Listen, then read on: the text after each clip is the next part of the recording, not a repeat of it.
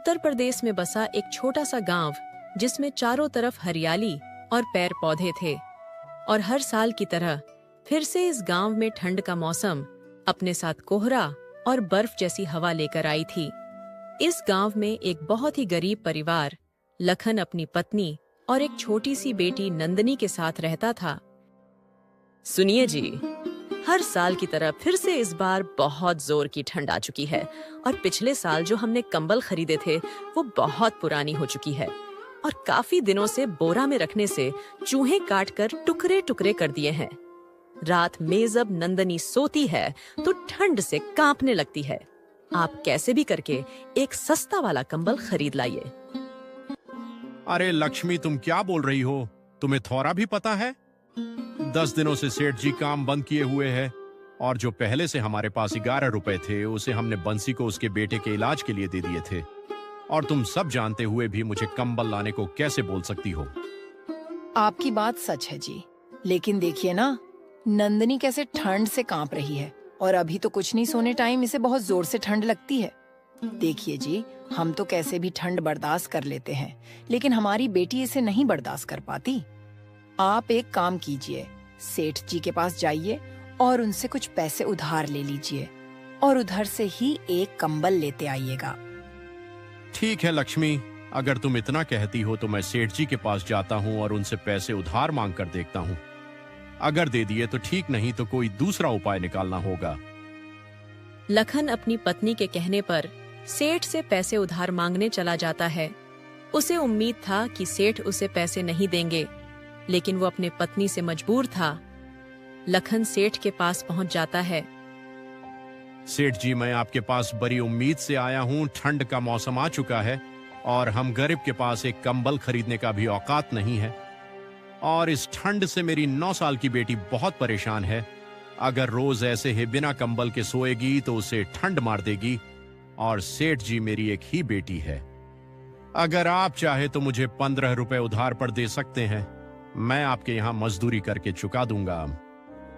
देखो लखन, ठंड तो आ चुकी है, लेकिन मैं तुम्हारा कोई मदद नहीं कर सकता क्योंकि अभी मेरे पास कोई काम नहीं है और तुम्हें तो पता ही है कि मैं पैसे उधार पर नहीं देता।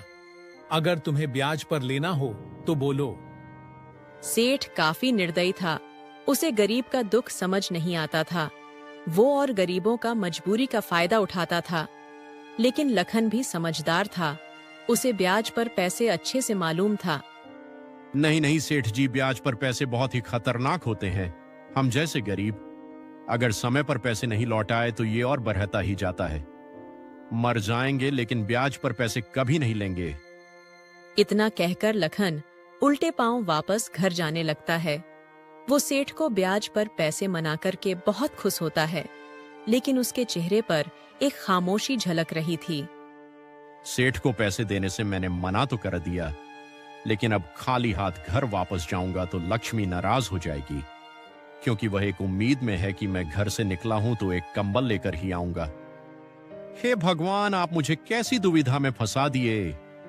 लखन सोचते सोचते घर पहुंच जाता है और लक्ष्मी उसे खाली हाथ देखती है तो बहुत निराश होती है, लेकिन फिर भी दिल पर पत्थर रखकर पूछती है, अजी क्या हुआ, आप खाली हाथ घर क्यों आए? सेठ जी पैसे दिए या नहीं? अरे नहीं लक्ष्मी सेठ जी, अब पहले वाला सेठ नहीं रहे। वो अब गरीबों का दुश्मन बन चुके हैं। पहले तो उधार पर पैसे दे देते थे, लेकिन अब कहते हैं कि ब्याज पर देंगे। लेकिन लक्ष्मी, तुम्हें तो पता है कि ब्याज पर पैसे कभी चुकता नहीं होता, वो बढ़ता ही जाता है, क्योंकि हम जैसे गरीब समय पर पैसे नहीं लौटा पाएंगे। आप चिंता मत कीजिए जी, जब गरीब का कोई नहीं होता है तो उसका ऊपर वाला होता है। मेरे पास 3 रुपए है। जब मेरी शादी हुई थी तो मेरी माँ ने मुझे 3 रुपए दी थी और बोली थी कि बेटी, अगर तुम्हारे परिवार पर बहुत संकट आए तब इस पैसे का इस्तेमाल करना देखना, तुम्हारा संकट एक क्षण में दूर हो जाएगा। ये लो 3 रुपए और बंसी भैया के यहाँ से 11 रुपए मांग लेना, फिर 14 रुपए में एक कंबल हो जाएगा। अब आप देर ना कीजिए, जल्दी से ले आइए। लखन अपनी पत्नी से 3 रुपए ले लेता है और बंसी के यहाँ 11 रुपए मांगने चला जाता है। लखन बंसी के घर जैसे ही पहुंचता है, बंसी उसे देखकर घबरा जाता है। उसे मालूम होता है कि लखन उसके यहाँ क्यों आया है। लखन के बोलने से पहले ही बंसी उसे कहता है, अरे लखन भाई, मुझे पता है कि तुम मेरे यहाँ क्यों आए हो, लेकिन लखन भाई, मेरा कोई ऐसा इरादा तो नहीं था कि तुम्हें निराश करूं। लेकिन क्या करूं, घर की स्थिति कुछ ठीक नहीं है, इसलिए इस बार तो नहीं, लेकिन अगली बार तुम्हारा पैसा जरूर वापस कर दूंगा। इस बार सिर्फ मान जाओ लखन भाई। ये क्या बंसी भैया, आपके बच्चे का तबीयत खराब था इसलिए मैंने आपकी मदद की, लेकिन आज मेरे बच्चे पर मुसीबत आई तो आपने मुंह मोड़ ली। देखिए भैया, अगर आप मुझे मेरे पैसे वापस कर देंगे तो मेरी बेटी ठंड से बच जाएगी, लेकिन अगर नहीं की तो वह ठंड से बीमार पड़ जाएगी। बंसी के मुंह से पैसे न देने का सुनकर लखन पूरा मायूस हो चुका था। इतने में बंसी की पत्नी आती है और कहती है, अजी, ये आप क्या कर रहे हैं? लखन भैया को परेशान क्यों कर रहे हैं? लखन भैया, हमारे पास अभी 11 रुपए तो नहीं है, लेकिन हाँ 6 रुपए हैं। ये लो, आप अभी इतना रखो, अगली बार बचे 5 रुपए भी जल्द ही लौटा दूंगी। लखन के पास अब 8 रुपए हो चुके थे। लखन खुश हो चुका था क्योंकि 3 रुपए में तो कंबल नहीं होगा, लेकिन कुछ उम्मीद हो चुका था। लखन पैसे लेकर बनिए के दुकान में पहुंच जाता है। बनिए उसे काफी कंबल दिखाता है, लेकिन कोई कंबल 12 रुपए से नीचे का नहीं था। लखन परेशान हो जाता है। सेठ जी, मेरे पास अभी तो सिर्फ 9 रुपए है, कोई ऐसा कंबल दिखाइए जो 9 रुपए में हो जाए। अरे भाई, 9 रुपए में तो कोई कंबल नहीं होगा, सारे लंबल 12 रुपए से ऊपर का है। अगर तुम्हारे पास उतना पैसा नहीं था तो बेकार में मुझे इतना कंबल खोला दिए। गरीब हो तो गरीब रहो, जेब में पैसे नहीं और चले कंबल खरीदे। तुम जैसे गरीब ठंड से मर ही जाए तो ठीक है। अरे साहब, भगवान के लिए ऐसा तो मत बोलिए। क्या हम गरीब इंसान नहीं होते हैं? क्या हमें जीने का कोई हक नहीं है? देखिए सेठ जी, मेरी बच्ची ठंड से कांप रही है, मुझ पर दया कीजिए और ये 9 रुपए ले लीजिए, लेकिन मुझे एक कंबल दे दीजिए। मैं बाकी के 3 रुपए कुछ दिनों में लौटा दूंगा। अरे भागो यहाँ से, मैं उधार कंबल नहीं बेचता, और तुम जैसे गरीब से तो और नहीं। पता नहीं कहां कहां से ऐसे ऐसे गरीब आ जाते हैं। बेचारा लखन उदास होकर घर जाने लगता है और रास्ते में सोचता है, मैं कितना मेहनत करता हूँ, दिन रात जितना होता है उतना मेहनत करता हूँ, लेकिन फिर भी सुकून का एक पल नहीं लेता हूँ। उधर लक्ष्मी भी इस उम्मीद में होगी कि कंबल मैं लेकर आता हूँगा, लेकिन उसे क्या पता कि गरीब का इस दुनिया में कोई नहीं सुनता है। लखन अपनी किस्मत को कोस रहा था और घर जा रहा था। रास्ते में उसे एक बूढ़े बाबा मिलते हैं जो ठंड से बहुत कांप रहे थे, लेकिन लखन उसे नजरअंदाज कर देता है और आगे बढ़ जाता है। लेकिन फिर लखन को यह एहसास होता है कि बूढ़े बाबा ठंड से कांप रहे हैं। लखन फिर से वापस उनके पास जाता है। अरे बाबा, आपको देखकर यह लग रहा है कि आप किसी मुसीबत में हैं, और आप यहाँ इस ठंड में रास्ते पर क्या कर रहे हैं? क्या हुआ बाबा? क्या मैं आपकी कोई मदद कर सकता हूँ? अरे हाँ बेटा, मैं मुसीबत में तो हूं, लेकिन तुम मेरी क्या ही मदद करोगे? तुम खुद ही मुसीबत में लग रहे हो। पहले अपनी हालत तो देखो। मेरी हालत की आप चिंता मत कीजिए बाबा, आप मुझे अपना समस्या बताइए, क्या पता मैं आपका कोई मदद कर पाऊं। बेटा, मेरे पास खाने को कुछ नहीं था, इसलिए मैंने बनिए के दुकान से उधार पर 8 रुपए का राशन लिया था, और समय पर उसके पैसे न लौटने के वजह से उसने मुझे मेरे घर से बेदखल कर दिया। अब मुझे समझ नहीं आ रहा है कि उसके 8 रुपए कहां से चुकाऊं।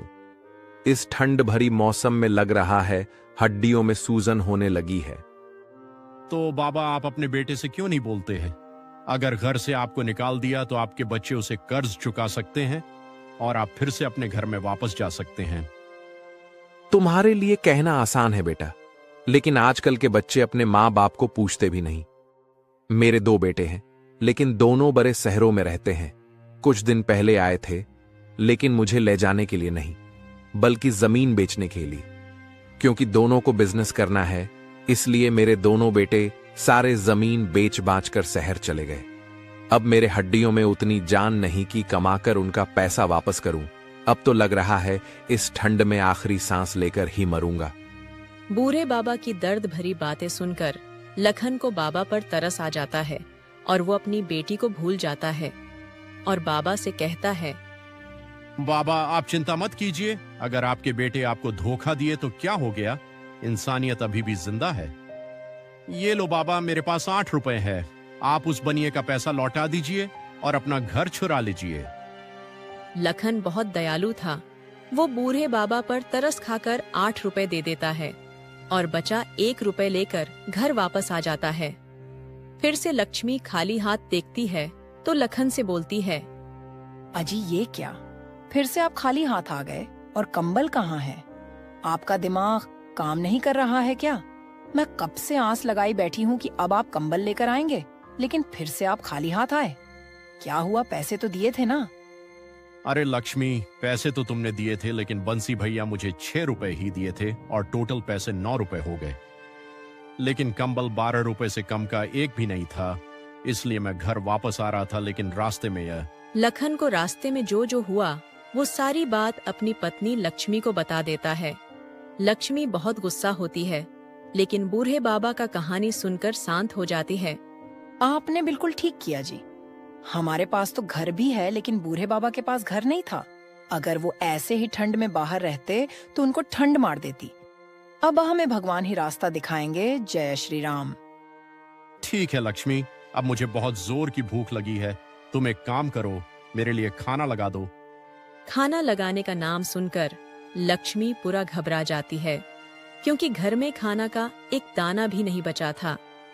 लखन के काम बंद हो जाने के कारण घर में पैसे के साथ साथ राशन भी खत्म हो चुकी थी।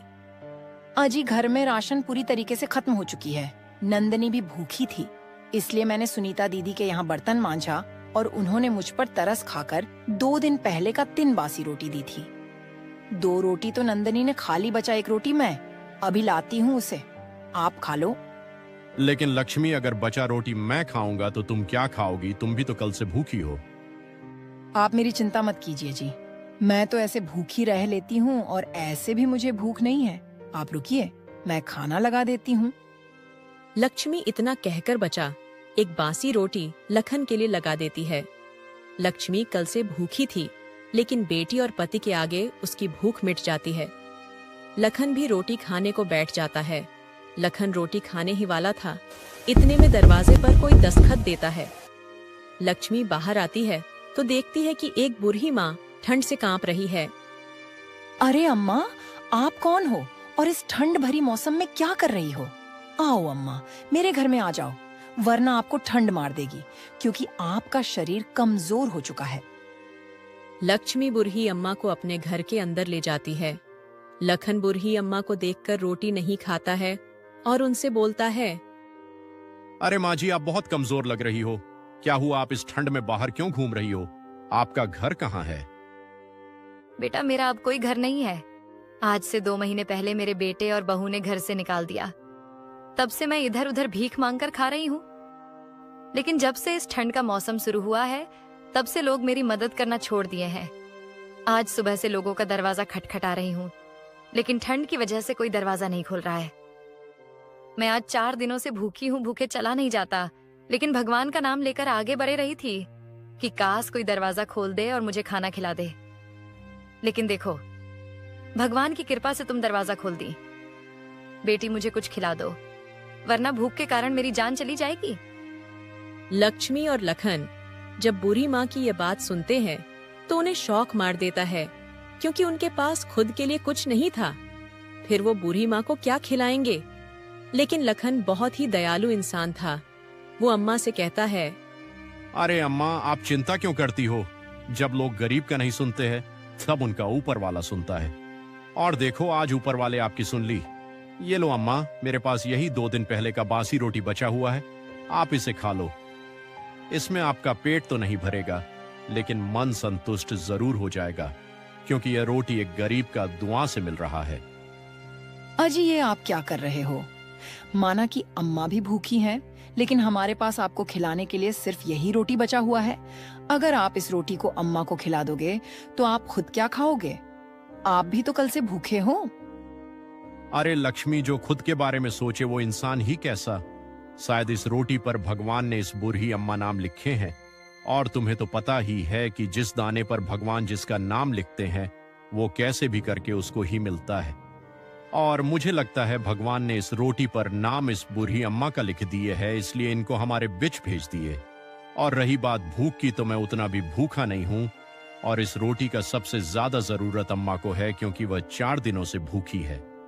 ये लो अम्मा, आप इस रोटी को खा लो। लखन जैसा इंसान इस गांव में तो क्या इस दुनिया में मिलना नामुमकिन है। लखन खुद भूखे रहकर अपना नेवाला बूढ़ी अम्मा को दे देता है। अम्मा बहुत भूखी थीं। वो बिना रुके जल्दी से रोटी खा जाती है और दोनों से कहती हैं, अरे वाह बेटा, तुमने आज एक बुढ़िया का पेट भरा है, और वो भी खुद भूखे रहकर। ऐसा तो इस जालिम भरी दुनिया में कोई नहीं है जो अपना पेट काट कर दूसरों को खाने को दे।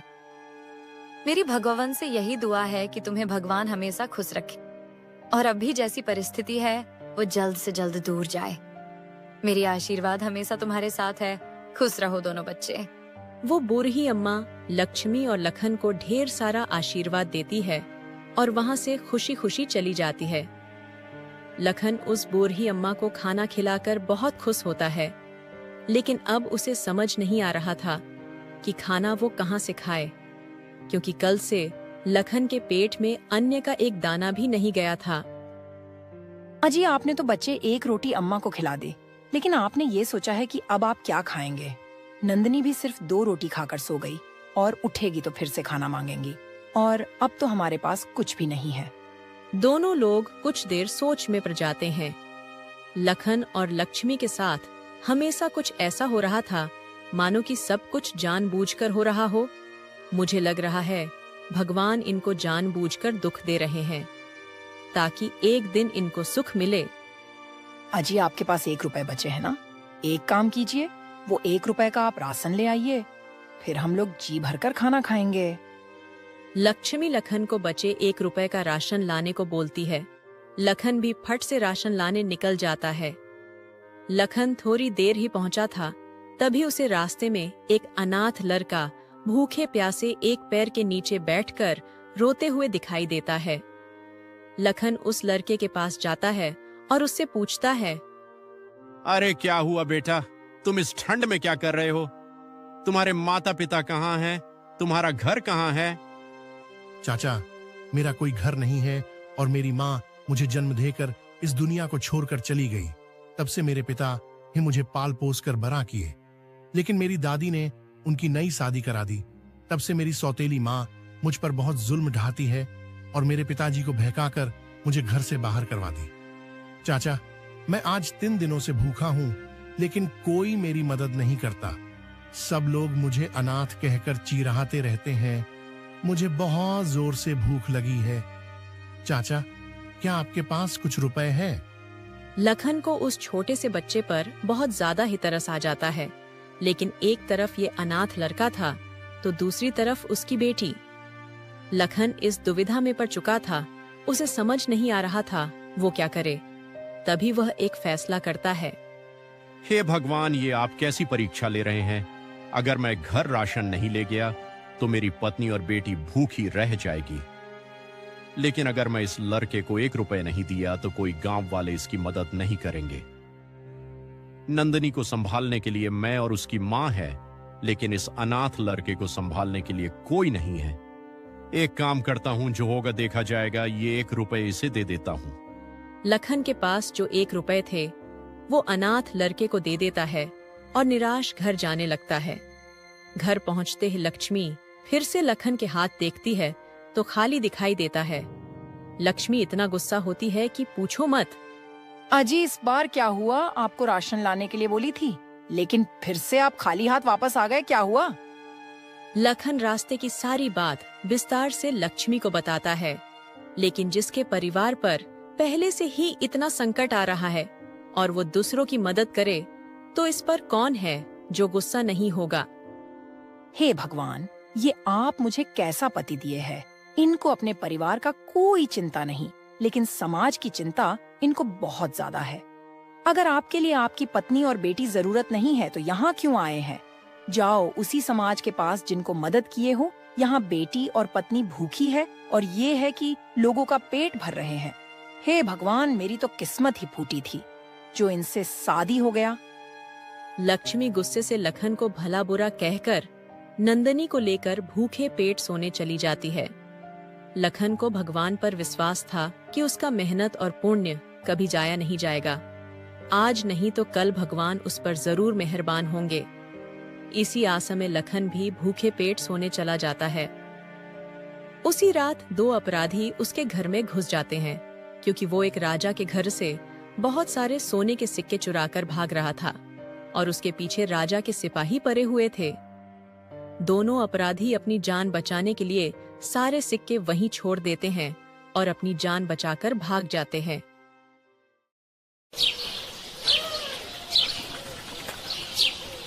सुबह हो जाती है और लखन और उसकी पत्नी जब उठते हैं तो इतने सारे सोने के सिक्के देखकर हैरान हो जाते हैं।